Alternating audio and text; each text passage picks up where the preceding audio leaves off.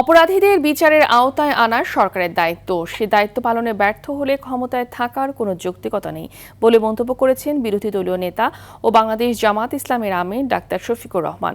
দুপুরে সিলেটের বাদাঘাট এলাকায় নির্যাতনে নিহত শিশু ফাহিমার পরিবারের সদস্যদের সঙ্গে সাক্ষাৎ শেষে সাংবাদিকদের এসব কথা বলেন তিনি। এই সময় তিনি আরও বলেন, রামিসা হত্যাকাণ্ডের বিচারের মতো ফাহিমা হত্যার বিচারও 15 দিনের মধ্যে সম্পন্ন হবে। সরকারকে এমন নিশ্চয়তা দিতে হবে।